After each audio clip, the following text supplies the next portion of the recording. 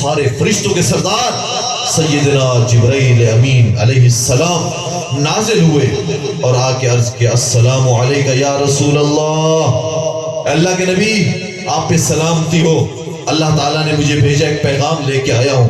آپ نے فرمایا جبرائیل بتاؤ کیا پیغام ہے؟ جبرائیل امین نے عرض کیا یا رسول اللہ، آپ نے بھی ایک بدو کو، ایک دیہاتی کو، ایک طواف کرنے والے کو دیکھا اور اس پہ بڑے مہربان ہو گئے، اور آپ نے فرمایا ہے کہ اللہ تعالیٰ بغیر حساب کتاب کے اسے جنت میں داخل فرمائیں گے۔ اللہ فرماتے ہیں میں نے اس کا حساب لینا ہے۔ یا رسول اللہ فرماتے ہیں میں نے حساب لینا ہے۔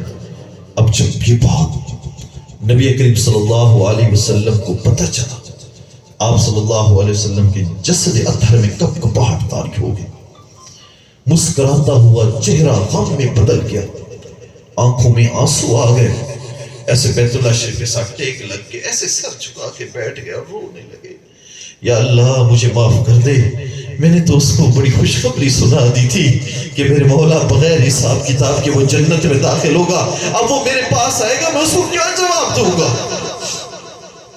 آپ صلی اللہ علیہ وسلم بیت اللہ شریف کے ساتھ ایسے ٹیک لگ کے تکیہ لگ کے رو رہے ہیں، اداس ہیں، چہرہ مغموم ہے۔ وہی صحابی رسول کو بدو طواف مکمل کر کے آپ صلی اللہ علیہ وسلم کے سامنے آ کے بیٹھ گئے، آ کے دیکھا آپ رو رہے ہیں، کہنے لگا یا رسول اللہ خیریت تو ہے؟ ابھی مسکرا رہے تھے، اچانک آپ کا چہرہ مغموم کیوں ہو گیا؟ اللہ کے نبی آنکھوں میں آنسو ہیں، وجہ کیا ہے؟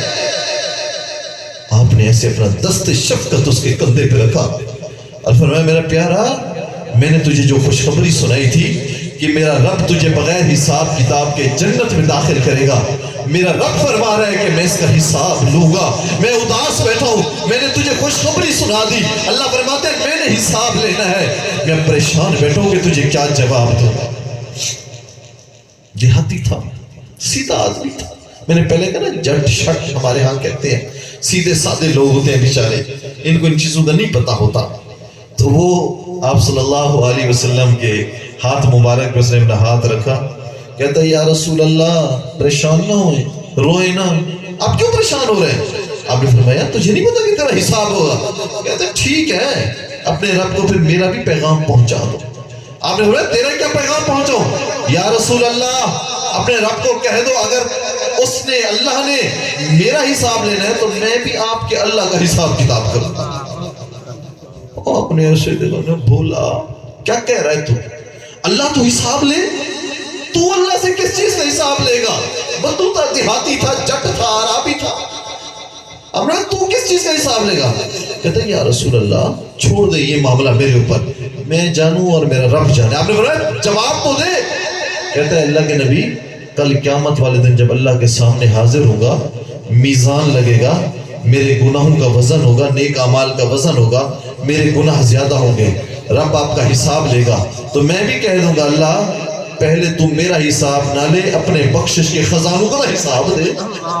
تیرے رحمت کے خزانے کتنے ہیں، تیرے بخشش کے دریا کتنے ہیں، اللہ کیا میرے گناہ معاف کرنے سے تیرے بخشش کے دریاؤں میں کمی آ جائے گی، تیری رحمت کے خزانوں میں کمی آ جائے گی؟ ابھی محو گفتگو ہے، کہہ رہا ہے یا رسول اللہ میں بھی اللہ کے سامنے کھڑا ہو جاؤں گا، کیا اللہ تیرے بخشش کے خزانے کم ہیں؟ ابھی محو گفتگو ہے، آپ صلی اللہ علیہ وسلم اور اس صحابی کے درمیان باتیں چل رہی ہیں، پھر آسمان کے دروازے کھلتے ہیں، جبرائیل امین تشریف لے آئے، السلام علیکہ یا رسول اللہ۔ آپ نے سلام کا جواب دیا، جی جبرائیل امین نے کہا یا رسول اللہ فرما رہے ہیں اس کو روکو، اب چپ ہو جائے۔ اللہ فرماتے ہیں میں اسے بغیر حساب کتاب کے جنت میں داخل کروں گا، اس نے میرے بخشش کے دریا اور رحمت کے خزانوں کو چیلنج کر دیا، اگر میں ساری امت کے گناہ بھی معاف کر دوں تو پھر بھی میرے بخشش کے دریا میں سے قطرے کی بھی کمی نہیں جائے۔